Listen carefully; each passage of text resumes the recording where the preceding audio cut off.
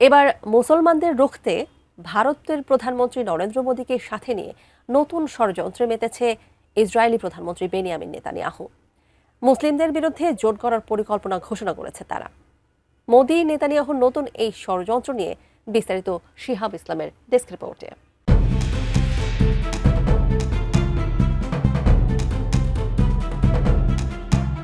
Israeli প্রধানমন্ত্রী Benjamin Netanyahu মুসলিম জাতির এক অনবদ্য শত্রু হিসেবে পরিচিত।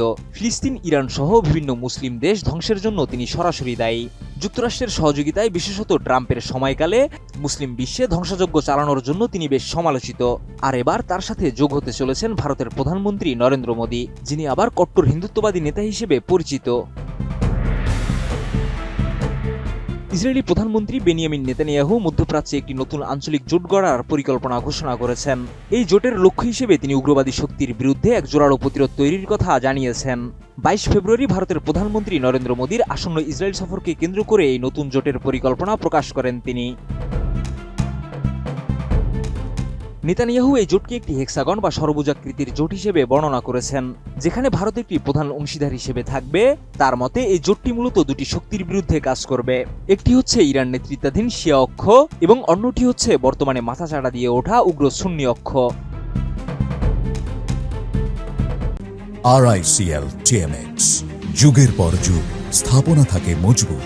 নেতানিয়াহু জানিয়েছেন, এই জোটে ভারতের পাশাপাশি গ্রিস, সাইপ্রাস এবং এশিয়া, আফ্রিকা ও আরব বিশ্বের আরও বেশ কিছু দেশ অন্তর্ভুক্ত হবে, যারা ইসরায়েলের সঙ্গে সমমনা। ভারতের প্রধানমন্ত্রী নরেন্দ্র মোদী এই উদ্যোগের প্রতি পূর্ণ সমর্থন জানিয়েছেন। তিনি এক বার্তায় লিখেছেন, ভারত ও ইসরায়েলের মধ্যে উদ্ভাবন, বিশ্বাস এবং অগ্রগতির যে দৃঢ় সম্পর্ক রয়েছে, ভারত তা অত্যন্ত গুরুত্ব দেয়। বিশ্লেষকদের মতে গাজা যুদ্ধের শুরু থেকেই ইরান সমর্থিত হিজবুল্লাহ সহ অন্যান্য শিয়া সশস্ত্র গোষ্ঠীর শক্তি কমানোর চেষ্টা করে আসছে ইসরায়েল। এই নতুন জোট সেই কৌশলটি আরও বিস্তৃত করবে। তবে নেতানিয়াহু উগ্র সুন্নি অক্ষ বলতে ঠিক কাদের বুঝিয়েছেন তা স্পষ্ট নয়। এর আগে তিনি মুসলিম ব্রাদারহুডকে এই তালিকায় প্রধান শত্রু হিসেবে উল্লেখ করেছিলেন। এদিকে তুরস্ক ও সৌদি আরবের মতো বড় সুন্নি দেশগুলোর সঙ্গে ইসরায়েলের সম্পর্কের চরম অবনতি ঘটেছে। বিশেষত গাজায় চলমান হত্যাযজ্ঞের কারণে সৌদি আরব ইসরায়েলের বিরুদ্ধে গণহত্যার অভিযোগ তুলেছে এবং আব্রাহাম অ্যাকর্ডের মাধ্যমে সম্পর্ক স্বাভাবিক করার প্রক্রিয়াও এখন হুমকির মুখে পড়েছে।